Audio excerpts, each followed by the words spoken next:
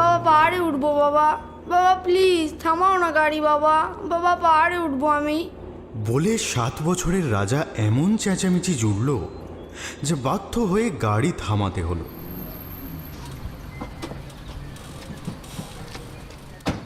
নইলে খোলা মাঠের মাঝখানে একটা উঁচু মাটির ঢিবি দেখে কে আর সাধ করে নামতে যাবে। অন্য সময় হলে হয়তো রাজাকে এক ধমকে থামিয়ে দেওয়া হতো, কিন্তু ওর ছোট্ট করুণ মুখটা দেখে বড্ড মায়া লাগলো। মোটে তো 5টা দিন আমার কাছে এই খোলামেলা পরিবেশের মধ্যে থাকবে, কাজেই যা ইচ্ছা করে করুক। তাছাড়া আমাদেরও তো ঘরে ফেরার তাড়া নেই। ঢিবির চূড়োয় বসে সূর্যাস্ত দেখলে ক্ষতি বা কি? সরকারি চাকরির একটু উঁচু পদে থাকলে একটাই মুশকিল, গোটা পশ্চিমবঙ্গের যে কোনো জায়গায় বদলি হওয়ার জন্য তৈরি থাকতে হয়। সেই রীতি অনুযায়ী আমাকেও কলকাতার বাড়ি আর সংসার ছেড়ে আপাতত মালদাবাসী হতে হয়েছে। সানি পার্কে একটা বাড়ির একতলাটা ভাড়া নিয়ে একলাই থাকি। এদিকে বিশাখার অফিস কলকাতায়, ফলে ও রাজাকে নিয়ে কলকাতায় থাকে। যদিও আমি চেষ্টা করি শুক্রবার রাতে গৌড় এক্সপ্রেস ধরার, কিন্তু প্রতি সপ্তাহে তো আর সম্ভব হয় না, তাই ফাঁক ফোকর পেলেই ওরাও চলে আসে। এবারেই তো স্কুলে ক্রিসমাসের ছুটি পড়তেই দিন 5 ছুটি ম্যানেজ করে বিশাখা রাজাকে নিয়ে চলে এসেছে। পরশু রাতে ওদের ফেরার ট্রেন। এই দুদিনে ওদের নিয়ে প্রচুর ঘুরেছি। যাই হোক, ছোট গাড়ি দাঁড় করাতেই এক লাফে নিচে নেমে তীরের বেগে রাজা দৌড় দিল ঢিবিটার দিকে। পাছে পড়ে যায়, তাই পেছন পেছন আমিও দৌড়ালাম। বিশাখা ধীরে সুস্থে আসছে। দূর থেকে যাই মনে হোক, কাছে এসে দেখি ঢিবিটা একদম খাড়া নয়, বেশ হেলানো, ফলে ওপরে উঠতে অসুবিধা হবে না। তবে বেশ উঁচু, অন্তত 8-10 মিটার তো বটেই। আর এমনভাবে মাঠটাকে দ্বিধা বিভক্ত করে উত্তর দক্ষিণে চলে গিয়েছে যে ঠিক যেন একটা পাঁচিল। আবাদ জমি নয়, এমনি ফাঁকা একটা মাঠ, মাঝে মাঝে বিবর্ণ নেতানো গাছের গুচ্ছ আর শুকনো পাতা। একপাল ছাগল আর গোটা কয়েক গরু চড়ে বেড়াচ্ছে। বাড়িঘর তো দূরের কথা, ত্রিসীমানায় কোনো লোক পর্যন্ত নেই, এমনকি একটা পাখিও ডাকছে না। যেখান দিয়ে রাজা উপরে উঠেছে তার খানিকটা আগে একটা বিশাল আম গাছ। মালদার আম বাগানগুলো ইতিমধ্যেই আমার ঘোরা হয়ে গিয়েছে, কিন্তু এত বড় একটা গাছ আগে চোখে পড়েনি। রাজাকে ধরতে ওর পেছন পেছন উঠতে গিয়ে সম্পূর্ণ অকারণেই আমার মনে হলো ঢিবিটার ওপরে ওঠা বোধহয় ঠিক হচ্ছে না। নেমে আসি। কেমন যেন একটা ভ্যাপসা গন্ধ এসে দম বন্ধ করে দিচ্ছে। এই যে উঁচুতে উঠেছি, অথচ গায়ে একটু হাওয়া লাগছে না। এরকম আবার হয় নাকি? হতে পারে যে ওঠার পরিশ্রমে বাতাস টের পাচ্ছি না, কিন্তু তাও কেমন যেন একটা লাগছে।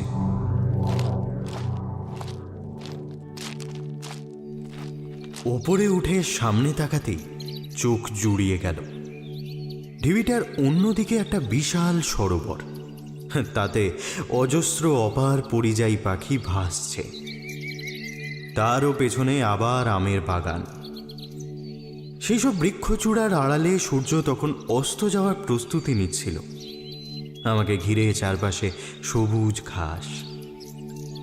অথচ ভালো লাগার এই যে অনুভূতি, এটা মাত্র কয়েক মুহূর্তের জন্য। তারপরেই আমি বুঝতে পারলাম যে আমার জায়গাটা ভালো লাগছে না। গোটা ছবিটা কোথাও যেন একটা বেখাপ্পা। এমন কিছু একটা রয়েছে এই দৃশ্যপটের মধ্যে,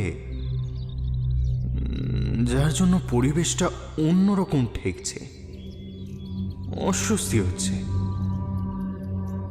সেটা কি সারাদিনের পরিশ্রমে, নাকি জায়গাটার জন্য?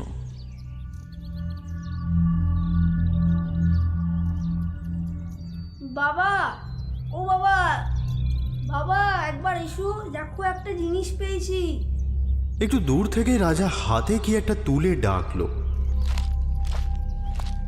কাছে গিয়ে যেই দেখলাম যে ওর হাতে একটা হাড়ের টুকরো, আমি হাঁ হাঁ করে উঠলাম। কিসের না কিসের হাড়, ফেলে দে, শিগগির ফেলে দে। হঠাৎ ধমক খেয়ে ও ঘাবড়ে গিয়ে হাড়টা ফেলে দিল, আর অমনি আমার মুখে একে যেন চাপড় মারল।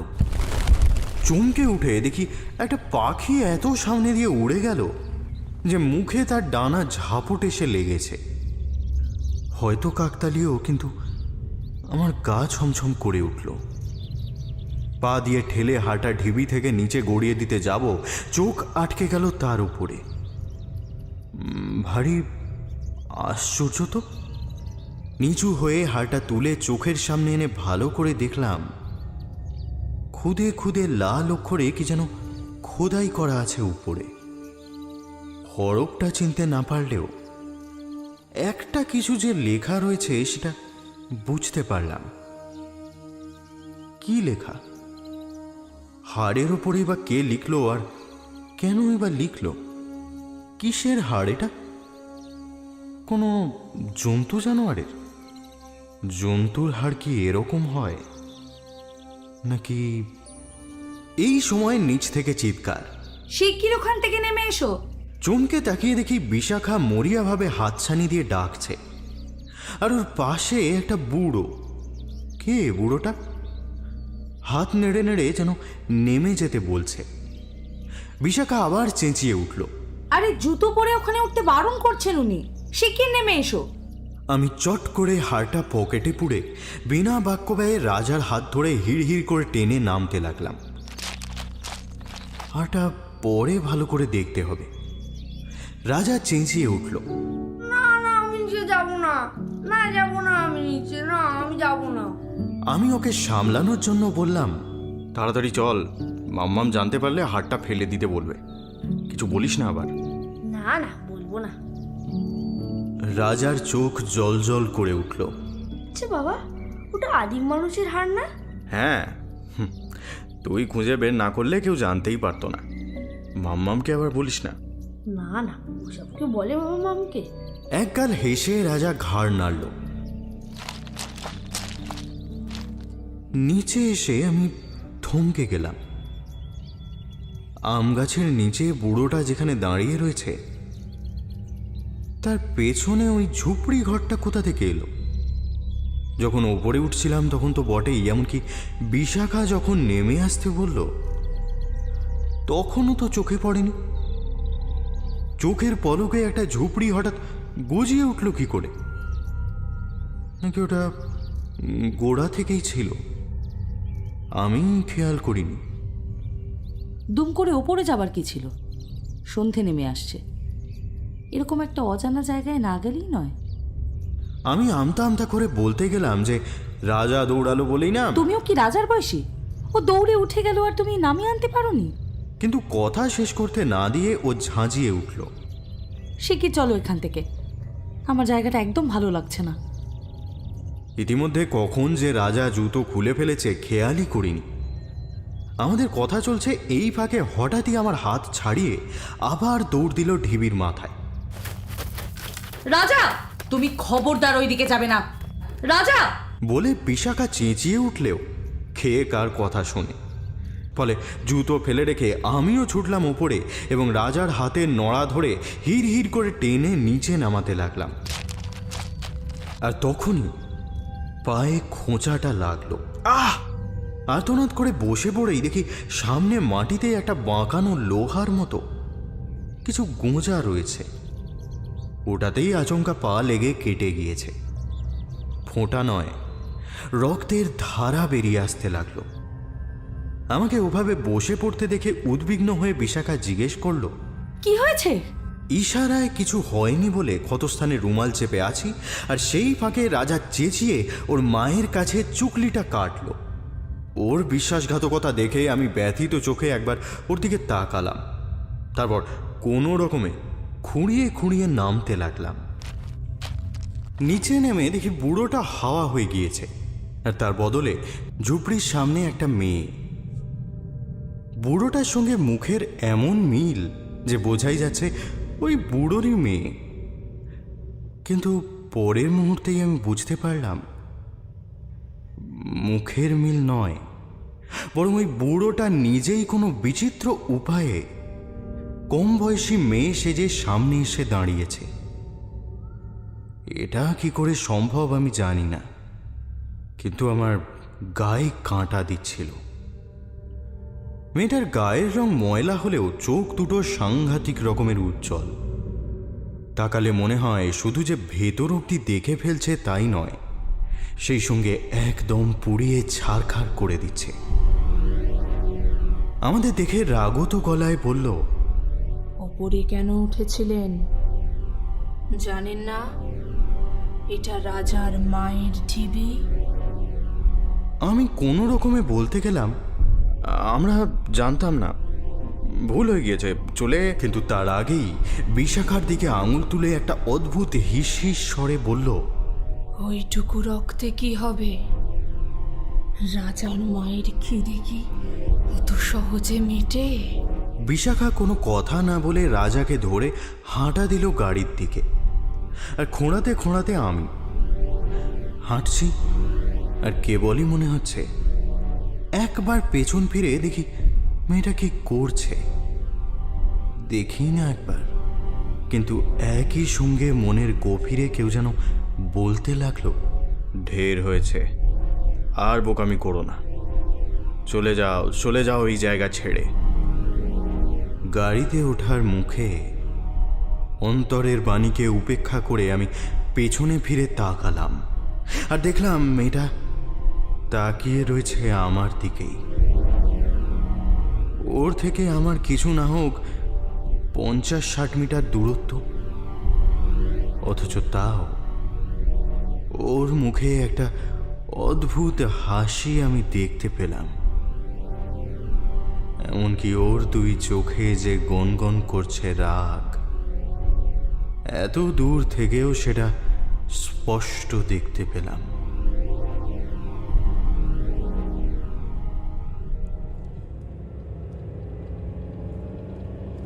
ফেরার পথে গোটা রাস্তা বিশাখার মুখ গম্ভীর, কথাবার্তাও বেশি হচ্ছে না। তার মধ্যে ছোটু মেয়াও ধরেছে। আপনি ওখানে না গেলেই পারতেন স্যার, খারাপ হাওয়া টাওয়া লেগে গেলেই তো মুশকিল। নইলে আপনি বলুন না, আপনার পাটা কাটলো কেন? একটা লোহার গোঁজ মতো কিছু ছিল, তাতেই হঠাৎ লেগে গেল। হ্যাঁ, কিন্তু আপনি একবার নেমে আসার পরেও কেন আবার উঠলেন? আর ঠিক ওই গোজেই পা পড়লো? আসলে খারাপ হাওয়া লেগে গিয়েছে আপনার মনে হয়। খারাপ হাওয়া মানে? বিশাখা প্রশ্ন করল। ছোটু চুপ করে থাকলো, যেন শুনতেই পাইনি। আসলে দর বাড়াচ্ছে বা বানাচ্ছে যে কি বলবে। তারপর বলল, শুনেছি ওটা নাকি একটা পুরনো দিনের কবরখানা। শুনলে তো? এখনও মাটি খুঁড়লে হাড়গোড় পাওয়া যায় নাকি, আর সেসবে ছোঁয়া লেগে অনেকের নাকি বিপদও হয়েছে। আমি বুঝতে পারলাম খুব ঠান্ডা একটা কিছু আমার শিরদাঁড়া বরাবর চলে যাচ্ছে। ঝাঁঝিয়ে উঠে বললাম, যদি জানোই তো প্রথমবার বারণ করলে না কেন? বারণ করার আগেই তো আপনি নেমে গেলেন স্যার। তুমি গাড়ি থামাতে গেলে কেন? গাড়ি না থামিয়েই তো বলতে পারতে যে ওটা কবরখানা। এর মধ্যে রাজা কি একটা প্রশ্ন করতেই বিশাখা ঠাস ঠাস করে চড়িয়ে দিল। আচমকা মার খেয়ে ছেলেটা কেমন থতমত হয়ে তাকিয়ে রইল মায়ের দিকে। আর সেই মুহূর্তে আমার মনে পড়ল মেয়েটার কথাটা। রাজার মায়ের খিদে কি অত সহজে মেটে? এক হাতে রাজাকে জড়িয়ে ধরতেই ও আমার বুকে মুখ গুজে কাঁদতে শুরু করলো।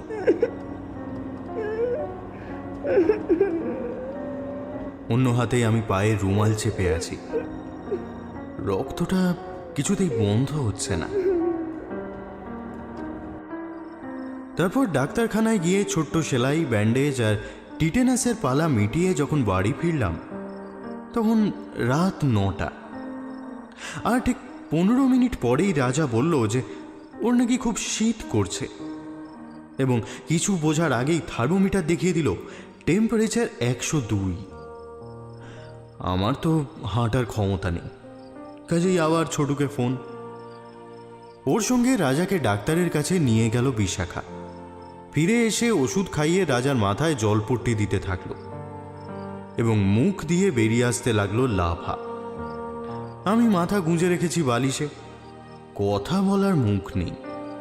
তারপর জ্বরটা একটু কমতে ও গেল রাতের খাবারের ব্যবস্থা করতে। আমি আধশোয়া হয়ে ঘুমন্ত রাজার কপালে হাত বোলাচ্ছি। হঠাৎ রাজা চোখটা খুলে আমাকে জিজ্ঞেস করলো, বাবা ওই হারটা কি করলে? জিভ কাটলাম আমি। একদম ভুলে গিয়েছিলাম ওর কথা। পকেট থেকে বের করে অফিসের ব্যাগে ঢুকিয়ে রাখতে হবে।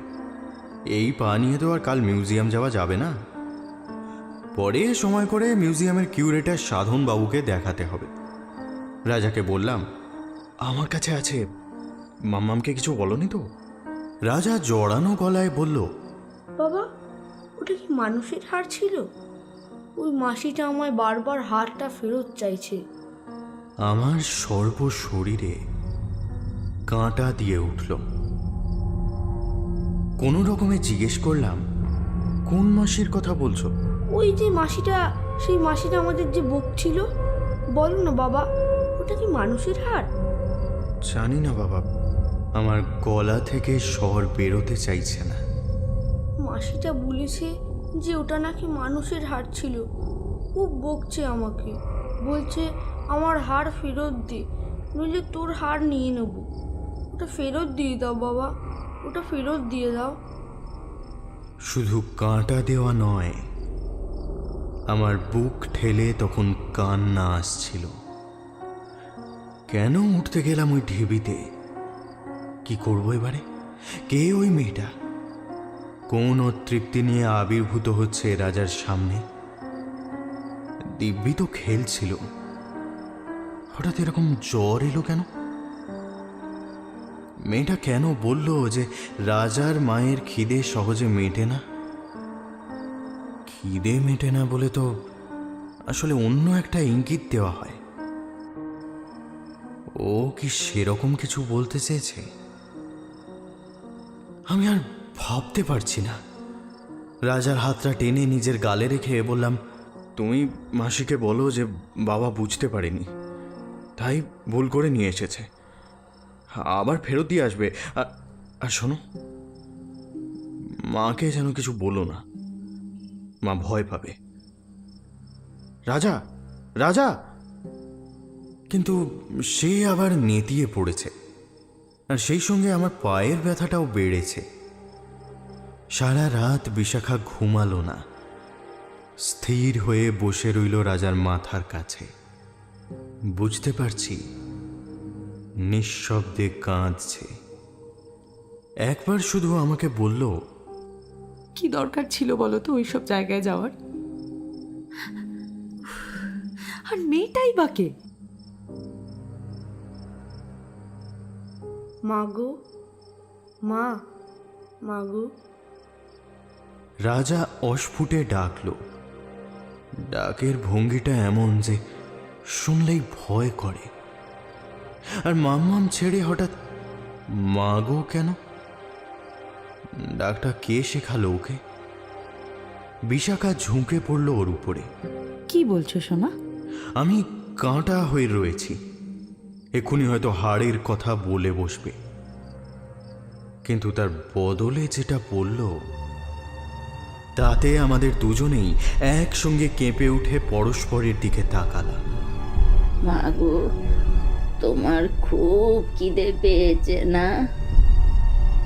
আমার ততক্ষণে বাক রুদ্ধ হয়ে গিয়েছে, কেননা রাজা জিজ্ঞেস করছে, কিন্তু গলার স্বর একদম বয়স্ক মহিলা। বিশাখা ডুকরে কেঁদে উঠেই আমার চুল ধরে ঝাঁকাতে শুরু করলো। কেন কেন কেন গেলে ওখানে বলো? কেন আমার ছেলেটাকে ওখানে নিয়ে গিয়ে ফেললে? কেন?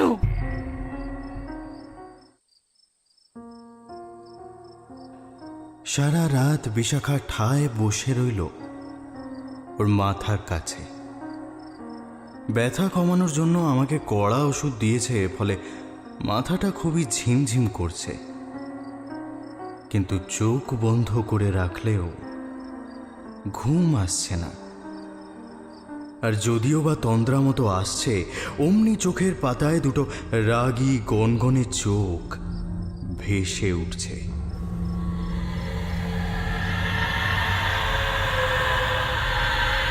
এবং আমি চমকে জেগে উঠছি। এই করতে করতে কখন যেন ঘুমিয়ে পড়েছি। রাজা! হঠাৎ বিশাখার আর্তনাদ শুনে চমকে চোখ খুলে দেখি খাটের উপরে বজ্রাসনে বসে রাজা বিছানায় হাতড়ে হাতড়ে কি যেন খুঁজছে আর বিড়বিড় করছে।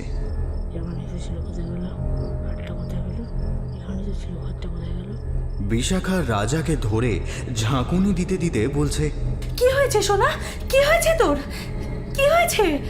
কিন্তু রাজার কোনো বিকার নেই, হাতড়েই চলেছে আর বলছে, কোথায় গেল? হাতটা এখানেই তো ছিল, এখানেই ছিল হাতটা। কোথায় গেল? কোথায় গেল?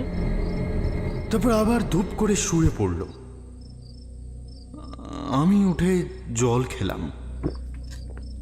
তারপর আস্তে আস্তে খাট থেকে নেমে দাঁড়ালাম। উদ্বিগ্ন কণ্ঠে বিশাখা বলল, কি হলো? একটু বাথরুম থেকে আসছি। দাঁড়াও, আমি ধরি তোমাকে। না না, দরকার নেই, আমি পারবো। তুমি ছেলেটার কাছে থাকো। সাবধানে যাও, পায়ে যেন আবার না লাগে। বাথরুমের কাছে গিয়ে মনে হলো ভেতরে যেন জলের শব্দ হচ্ছে। বিশাখা কি আসার সময় কল বন্ধ করতে ভুলে গিয়েছে? আলোর সুইচটা দরজার ঠিক পাশে, সেটাতে আঙুল রাখতে যাচ্ছি, দরজাটা নিজেই খুলে গেল এবং মনে হলো পাশ দিয়ে কেউ যেন বেরিয়ে গেল। একটা সুগন্ধ ছড়িয়ে পড়ল বাতাসে। ভয়ের একটা স্রোত আমার শরীর বেয়ে নেমে গেল। একটু চুপ করে থেকে আমি যুক্তি দিয়ে ভাবার চেষ্টা করলাম। সুইচ টিপতে গিয়ে হয়তো অজান্তেই হাতটা দরজার উপরে পড়ে গিয়ে দরজা খুলে গিয়েছে, নইলে আর কে খুলবে? তারপর আলো জেলে ভেতরে ঢুকলাম আর পা দুটো যেন জমে গেল। শাওয়ার থেকে ওভাবে জল পড়ছে কেন? ঠিক যেন খোলা শাওয়ার আমাকে দেখেই বন্ধ করা হয়েছে। গোটা মেঝেতে এমনভাবে জল ছড়ানো যে মনে হচ্ছে কেউ সদ্য চান করে বেরিয়েছে। সাবান এখনো ভিজে, গায়ে ফেনা লেগে। বেসিনের ওপরের আয়নায় যে টিপটা লাগানো, সেটা কি বিশাখার? কিন্তু আয়নার কোণে না লাগিয়ে ঠিক মাঝখানে তো লাগাবে না। এরকম টুকটুকে লাল চোখের মতো দেখতে টিপ তো ও পড়ে না। সারা ঘরে অদ্ভুত একটা কর্পূরের গন্ধ।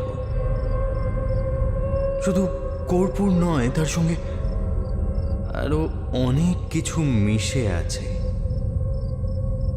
আমি নড়তে পারছিলাম না। হয়তো গোটা রাতই ওখানে কেটে যেত, কিন্তু সম্বিত ফিরল বিশাখার আর্তনাদে। কে কে কে এসেছে আমাদের ঘরে? পায়ের ব্যথা ভুলে দৌড়ে গেলাম ঘরে, আর সঙ্গে সঙ্গে সেই গন্ধটা যেন ঝাঁপিয়ে পড়ল আমার উপর। কে এসেছে আমাদের ঘরে? কে? বিশাখা আলমারির দিকে তাকিয়ে বলে যাচ্ছে কথাটা, আর আমার মাথার চুল খাড়া হয়ে যাচ্ছে। আলমারির পাল্লাটা ওরকম আধ খোলা কেন? ওর মধ্যেই তো ভেতরের ড্রয়ারে অফিসের ব্যাগে হাড়খানা রাখা আছে। আমাকে দেখেই বিশাখা কেমন আতঙ্কগ্রস্তের মতো বলে উঠল, ওগো, কিছু একটা করো, কেউ ঢুকেছে আমাদের ঘরে। আমার নিজের গা শিরশির করতে থাকলেও আমি জোর করে মুখে হাসি ফুটিয়ে বললাম, কে আবার ঢুকবে? কাউকে দেখতে পাচ্ছ? জানি না, আমি এখানে বসে বসে দেখলাম আলমারির দরজাটা নিজে নিজেই কেমন খুলে গেল। ঠিক মনে হলো কেউ যেন খুলছে। শুনে আমার সারা শরীর কেঁপে উঠল। পায়ে কোনো জোর নেই মনে হচ্ছে, তবু ওকে সাহস দেবার জন্য বললাম, নিশ্চয়ই ঠিকমতো বন্ধ করা হয়নি, তাই খুলে গেছে। দাঁড়াও, আলোটা জ্বালি। এই আলো ছিল না, আলো ছিল না।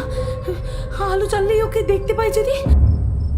বিশাখা প্রবল আতঙ্কে চেঁচিয়ে উঠল। আমি কম্পিত গলায় জিজ্ঞেস করলাম, কাকে? হেঁচকি তুলতে তুলতে বিশাখা বলল, সেই মেয়েটাকে। আমি কয়েক মুহূর্ত স্থির হয়ে দাঁড়িয়ে থাকলাম। কি করব ভাবছি।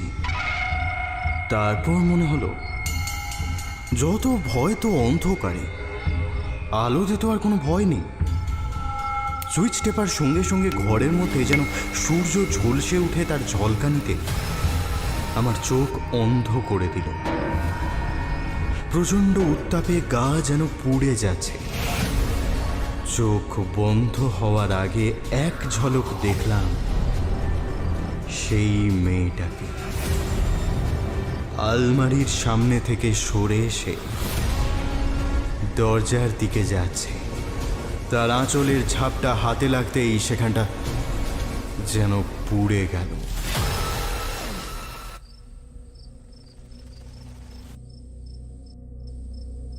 একটু ধাতস্থ হয়ে যখন চোখ খুললাম তখন কেউ কোথাও নেই। মাথার উপরে টিউব লাইট জ্বলছে।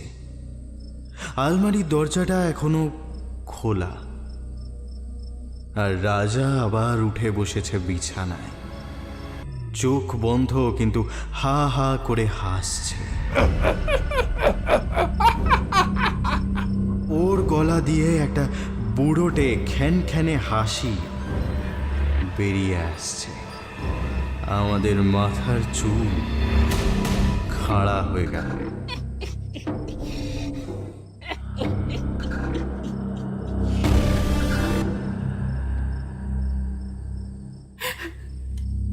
এইসব কি অলক্ষণে জিনিস হচ্ছে বাড়িতে।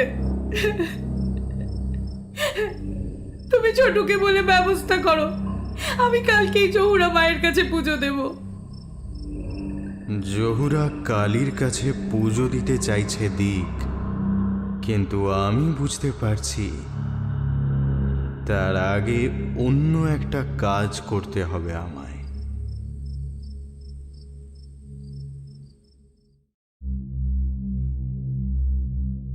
আসুন আসুন। বুড়োটা এমনভাবে বলল যেন ও জানতো আমি আসব, অথচ আমি গোটা রাস্তা ভাবতে ভাবতে এসেছি যে গিয়ে হয়তো দেখব ঝুপড়ি সমেত সেই বুড়ো বা মেয়েটা উধাও। সবটাই হয়তো স্বপ্ন। ছেলে কেমন আছে? আমি অবাক হয়ে তাকালাম ওর দিকে। রাজার জ্বরের কথা ও কেমন করে জানল? বুড়ো প্রত্যয় নিয়ে বলল, এবার সেরে যাবে, আজ থেকেই সেরে যাবে। যদি দোষ হয়ে থাকে ক্ষমা করবেন। আমি আসলে জানতাম না যে এটা। আমতা আমতা করে ঢিবির দিকে আঙুল দেখিয়ে বললাম, পুরনো কবরখানা। আসলে আমি তো একদম নতুন, মানে। পুরনো কবরখানা মানে? হ্যাঁ, বুড়োটা অবাক হয়ে আমাকে থামিয়ে দিয়ে হা হা করে হেসে উঠল।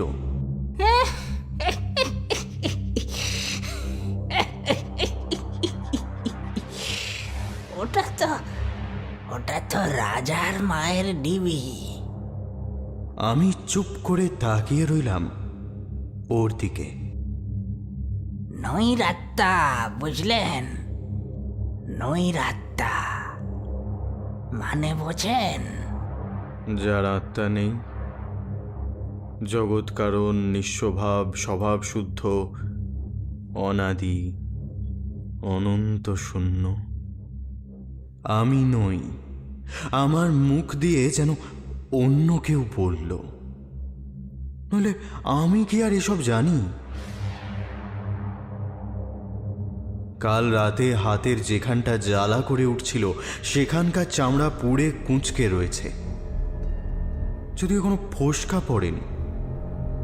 আমার সামনেই মাটিতে আমার আর বুড়ো দুজনেরই ছায়া মিলেমিশে রয়েছে। এই সব জায়গা ছিল রাজা মহেন্দ্র পালের। তখন পাশ দিয়ে নদী বইতো। ওই যে পিছনে সরোবর দেখছেন, ওটা আসলে নদীর অংশ। আর ওইখানে ছিল দেবী নৈরাত্যার মন্দির। নীলবর্ণ, গলায় মুন্ডমালা, পায়ের নিচে মরা, এক হাতে খড়গ আর অন্য হাতে মানুষের খুলি ভরা রক্ত। ওই মরার উপরে তিনি নৃত্য করেন আর রক্ত পান করেন। বৈশাখী পূর্ণিমার রাতে তার একটা বিশেষ পুজো হতো। তার আগের অমাবস্যায় নরবলি দিয়ে সেখান থেকে 108টা হাড় নিয়ে তাদের উপরে বীজ মন্ত্র লিখে বৈশাখী পূর্ণিমা থেকে রোজ একটা করে মায়ের চরণে দেওয়া হতো।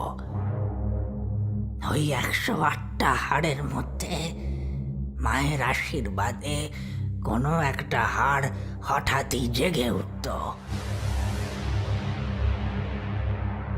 যিনি সত্যিকারের সাধক তিনি ওই হাড়ের সাহায্যে সিদ্ধি লাভ করতেন। কিন্তু হেঁজি পেঁজি লোকের হাতে পড়লে ওই হাড় তাদের সর্বনাশ করে ছাড়ত। আমার বুক ডিপ ডিপ করছিল, মনে হচ্ছিল দম বন্ধ হয়ে আসছে।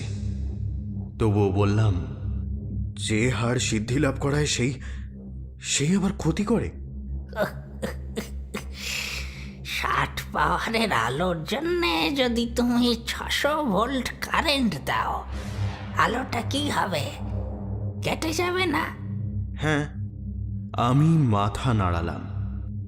যে হাড়টার আবির্ভাব ঘটতে পারে সে তো 6000 ভোল্ট, আর তুমি 0 পাওয়ার। আমার মুখ দিয়ে একটা শব্দ বেরোলো না। তো তারপর একদিন নদীতে বান এলো, তুমুল বান, সমস্ত ভাসিয়ে দিল। জল নেমে যাওয়ার পর দেখা গেল মন্দির ভেঙে পড়েছে। কেবল মা নৈরাত্যা যেমনকার তেমনই রয়েছেন। রাজা মহেন্দ্র পাল আবার নতুন করে মন্দির তৈরি করতে গিয়ে রাত্রিরে স্বপ্নাদেশ পেলেন যে মা ওইভাবেই থাকতে চান। সেই থেকে ওইভাবেই খোলা আকাশের নিচে মা রয়ে গেলেন। তারপর দিন গেল, তাজা ফুল বাসি হলো, মাটি জমে জমে ঢিবি এসে মাকে ঢেকে ফেলেছে। পুজো হয় না, কিন্তু মাঝে মাঝে মায়ের রক্তপানের ইচ্ছে হয়। তখন অদ্ভুতভাবে মাটি সরে গিয়ে খড়গের খানিকটা বেরিয়ে আসে। বুড়ো থেমে গিয়ে আমার দিকে তাকিয়ে রইল অদ্ভুত দুটো চোখ মেলে। তারপর আবার বলল, সামনে দেখুন শুখা মাঠ, কিচ্ছু নেই, ওপরে সবুজ ঘাস, তবুও কোনো ভেড়া, ছাগল, গরু ওপরে ঘাস খেতে ওঠে না।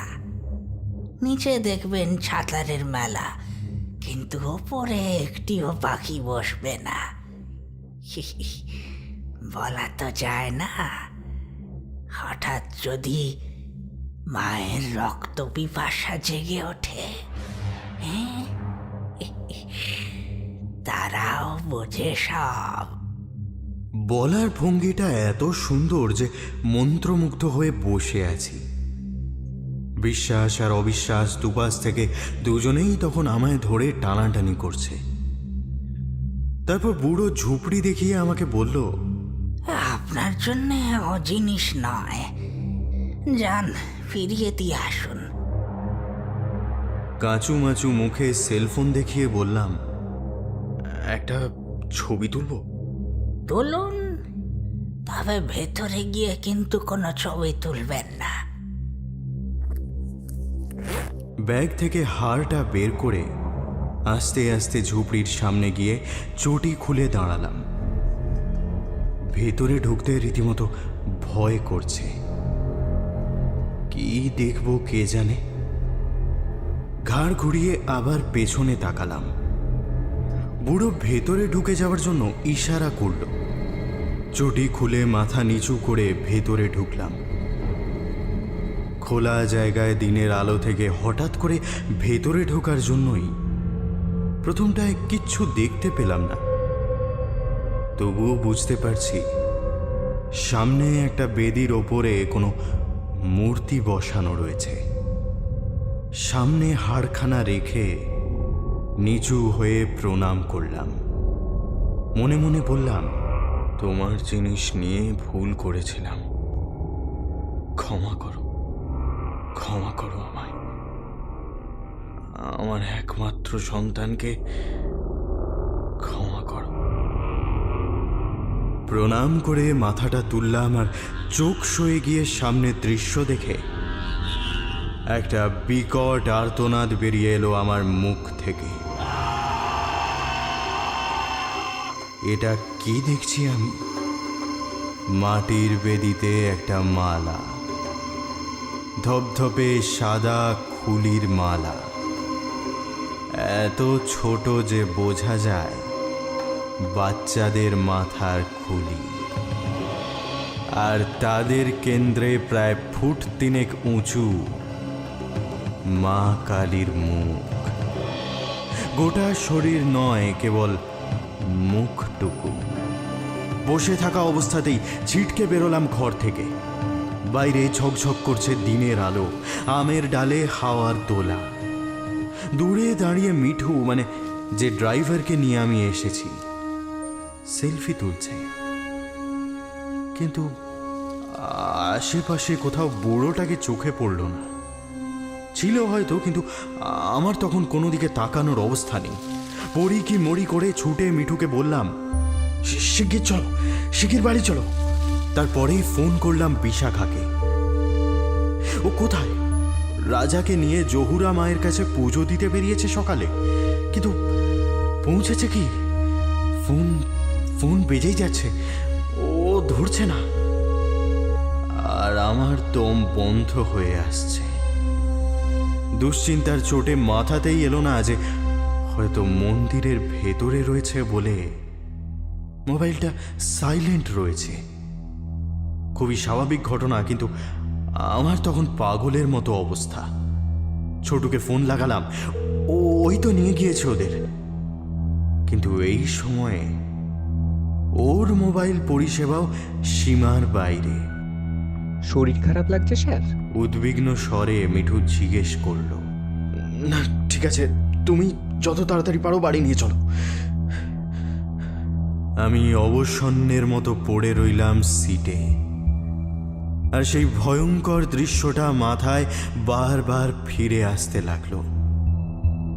বেদিতে আর কিচ্ছু নেই, শুধুমাত্র মা কালীর মুখটুকু।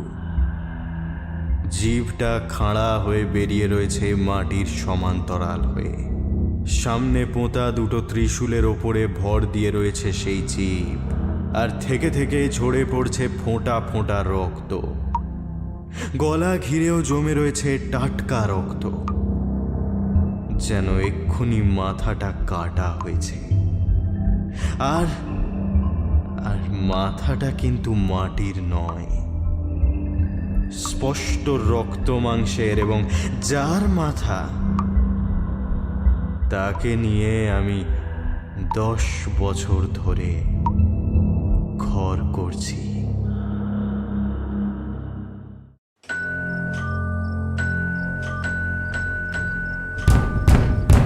বাড়ি পৌঁছে পাগলের মতো বেল টিপছি, কিন্তু কেউ দরজা খুলছে না।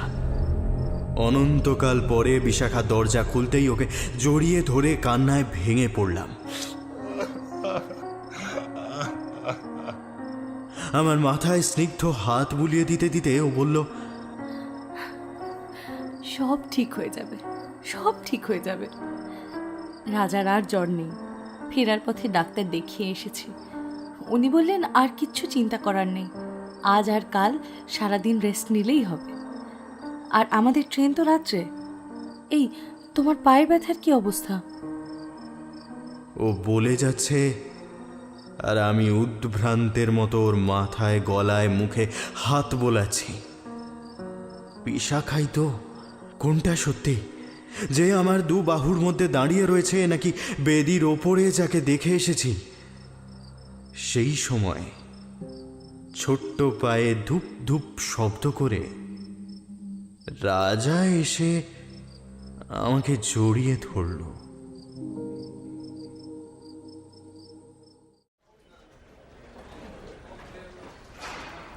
দিন দুয়েক বাদে দুপুরে কনফারেন্স হলে ডিএম চোরাচালান নিয়ে মিটিং করছেন। হঠাৎ মোবাইলটা বেজে উঠল। দেখি সাধনবাবুর ফোন। ডিএম কড়া চোখে তাকালেন। পরে কল করছি জানিয়ে মেসেজ করে ফোনটা সাইলেন্ট করে দিলাম।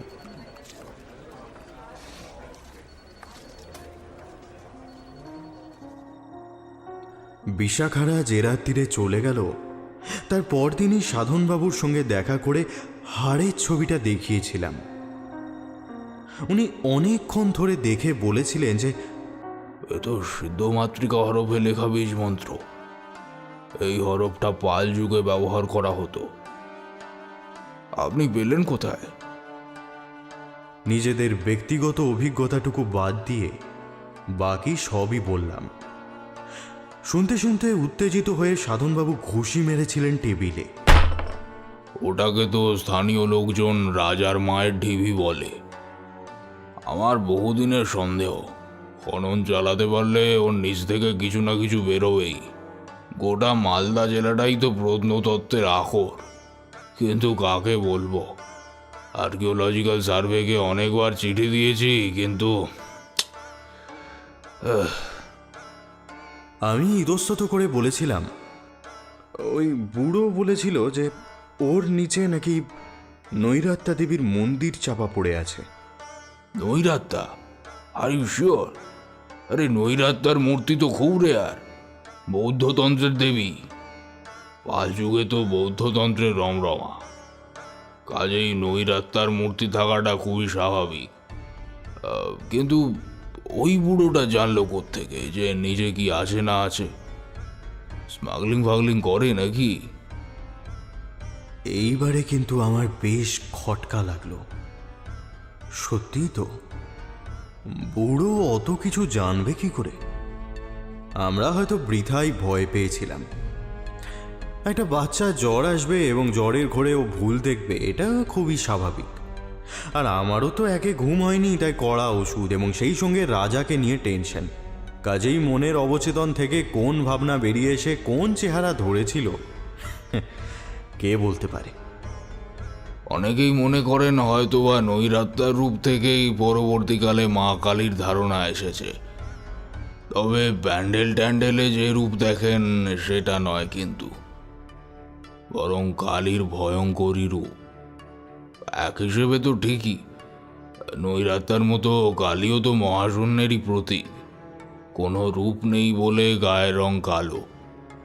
কালী পুজোয় যদি থাকেন আপনাকে ঘুরিয়ে দেখাবো, অনেক জায়গায় সেই রূপের পুজো হয়। তবে আপনি যেরকম বলছেন, সত্যিই যদি এরকম কিছু থেকে থাকে তাহলে বিরাট ব্যাপার হবে। একবার গিয়ে দেখতে হবে। ডিএম আলোচনা করছেন কিভাবে চোরাচালান আটকানো যায়, আর আমার মাথায় সাধনবাবুর কথাই ঘুরছে তখন। সত্যিই কি ওই হাড়ের কোনো ক্ষমতা আছে? অদ্ভুত কিছু কি সত্যিই ঘটেছিল সেই রাতে? নাকি বুড়োটা এবং মেয়েটাও কোনো চক্রের সঙ্গে যুক্ত? কিন্তু বেদিতে সজ্জিত সেই কালীর মুখমণ্ডল মনে পড়লে এখনো কেঁপে উঠি। ওটাও কি সত্যি দেখেছিলাম, নাকি ওষুধের ঘোরে হ্যালুসিনেশন দেখেছি? মিটিং যে শেষ হয়ে গিয়েছে সেটা খেয়ালই নেই। হঠাৎই দেখি কনফারেন্স রুমে আমি একলা। মোবাইল খুলে দেখি মেসেজ ডেলিভারি হয়নি, বরং সাধনবাবুর আরও কয়েকটা মিসড কল। তার মানে ভদ্রলোক হন্যে হয়ে আমাকে খুঁজছেন। কাজেই ওনাকে পাল্টা ফোন করলাম। হ্যালো। ওনার উত্তেজিত কণ্ঠস্বর ভেসে এলো। আরে মশাই, ঢিবিটা তো খুব ইন্টারেস্টিং। আমার সঙ্গে আর্কিওলজিক্যাল সার্ভের দুজন অফিসারও রয়েছেন। আমরা এখন ওই ঢিবির মাথাতেই দাঁড়িয়ে রয়েছি, আর ইতিমধ্যেই একটা স্কালের টুকরো পেয়েছি। তাতেও সেই সিদ্ধ মাতৃকা হরফে বীজ মন্ত্র। জুতো খুলে উঠেছেন তো? আমার মুখ দিয়ে আপনা থেকেই বেরিয়ে এলো। আরে দূর মশাই, জুতো খুলতে যাবো কোন দুঃখে? তারপর খালি পায়ে কিছু ফুটে টুটে গেলে। যাকে যে জন্য আপনাকে ফোন করা, আপনার সেই বুড়োর কোনো টিকি কিন্তু দেখতে পেলাম না। আর আপনি আম গাছের তলায় যে ঝুপড়ির কথা বলেছিলেন সেটা কোথায়? আম গাছ তো দূরের কথা, একটা আম পাতাও তো দেখছি না। মানে আম গাছ আর ঝুপড়ি উধাও? কি বলছেন উনি? ওনার কথা শুনে আমার হাত কাঁপতে শুরু করলো, আর সেই সময় আমাকে একদম অসাড় করে দিয়ে উনি বললেন, এদিক দিয়ে যে একটা নদী যেত তার পুরনো মরা খাত আন্দাজ করা যাচ্ছে, কিন্তু আপনি যে সরোবর আর পাখির কথা বলেছিলেন সেসব তো কই দেখতে পাচ্ছি না। ঠিকঠাক লোকেশনটা বলতে পারবেন? এই কি হলো? এ হে হে হে, কি করে লাগলো? দেখে চলবেন তো। শেষ বাক্যটা অন্য কাউকে উদ্দেশ্য করে, কিন্তু ওই বাক্যটা কানে যেতে আমার বুকটা ধড়াস করে উঠল। ইতিমধ্যে সাধনবাবু বললেন, আর বলবেন না, মাটিতে একটা লোহার গোঁজ মতো রয়েছে। ভাদুড়িবাবু না দেখে তাতে খোঁচা খেয়েছেন। পা কেটে খুব রক্ত বেরোচ্ছে। আচ্ছা দাঁড়ান, আমি পরে ফোন করছি আপনাকে। ফোন রেখে দেওয়ার পরেও অনেকক্ষণ স্তব্ধ হয়ে দাঁড়িয়েছিলাম। ভাদুড়িবাবু কে আমি জানি না, কিন্তু যেহেতু তার পা কেটেছে, তাই এর পর কি ঘটবে আমি জানি। সাধনবাবুকে ফোন করে লাভ নেই, কথা বলতে পারবেন না। কাজেই একটা মেসেজ করে দিলাম, বুড়োকে যদি দেখতে না পান চিন্তা করবেন না, ও নিজেই আপনাকে খুঁজে নেবে।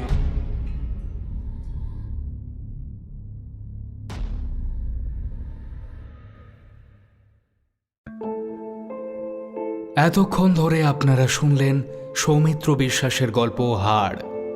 আমাদের আজকের গল্প আপনাদের ভালো লাগলে সাবস্ক্রাইব করুন আমাদের চ্যানেল বিভা ক্যাফে। সবার আগে আমাদের লেটেস্ট ভিডিওর নোটিফিকেশন পেতে প্রেস করুন রিং বেল আইকনে। আর অবশ্যই আপনাদের ভালো লাগা খারাপ লাগা আমাদের জানান এই গল্পের কমেন্ট সেকশনে। আমাদের পরবর্তী নিবেদন নিয়ে আমরা আবার হাজির হব শুধুমাত্র আমাদের অফিসিয়াল চ্যানেল বিভা ক্যাফেতে। ভালো থাকবেন, সাহিত্যে থাকবেন। শুভরাত্রি।